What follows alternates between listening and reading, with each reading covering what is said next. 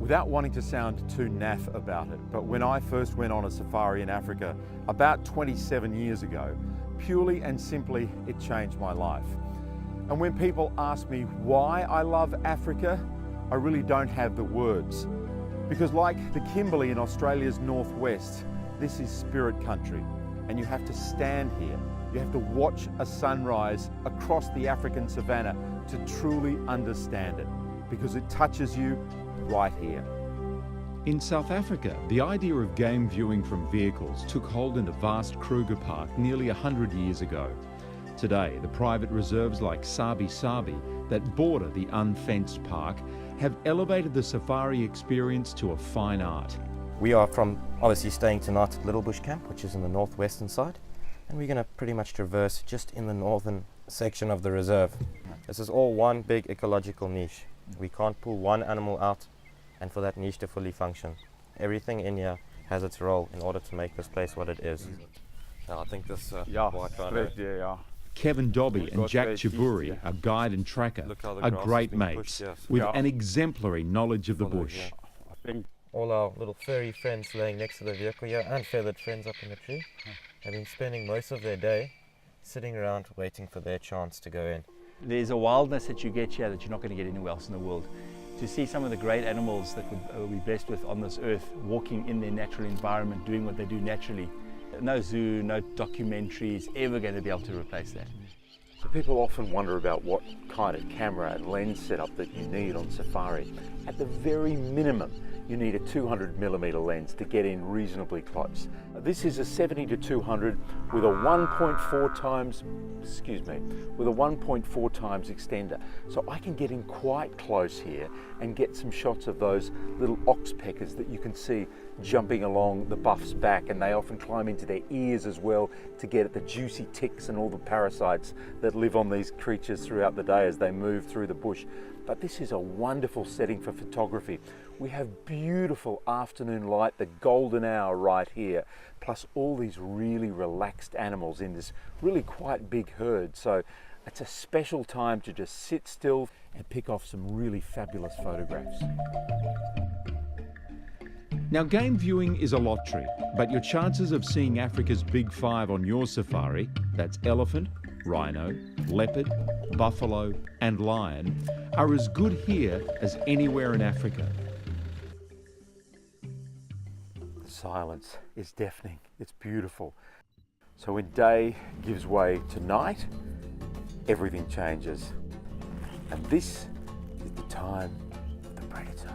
So if you're a prey animal, you're praying that you make it through the night, basically. If you want to feel like a 7-year-old or an 8-year-old again, you come on safari. She's watching us all the way. But we're not competition and we're not a food source. So these girls will just walk past us. This is a pride of 15 lions with 5 fully grown females and 10 cubs in total that range in ages from 6 months right up to 2 years. This is a super successful pride. The most incredible thing is that there is a lioness here that is 18 years old. Of their 4 lodges, Earth Lodge is SABI SABI's newest, a stunning break with tradition, nestled into a hillside. This lodge is almost by accident. In 2000 we had the worst flood in over 100 years in this area, and we then had a lodge on the river frontage in the southern part of the property which got washed away, and we made decisions then to rather change the location altogether of the lodge. So we literally just scoured the property and found this site, and you'll see that the lodge truly just fits into its environment. It's the middle of the afternoon, having a break, having a shower, and look who turns up. While I was in the shower, it's Mrs. Warthog and her bubbies. And they don't seem to mind my half-nakedness at all. How cute. Before you even enter the road into SABI SABI and the peace and quiet of the bush, there is what I think is an even more important part of the conservation story, and it's right here. That is, you cannot separate people from animals in this big picture. The people who live on the borders of the national parks and the private reserves may never have seen a wild giraffe or an elephant or a rhino, and they need to see the benefits of the protection of these wilderness spaces. We will only last as long as the wildlife is here. So it's two roles. One is keep the community happy as much as possible and try and empower them. Two is make sure we look after the wildlife.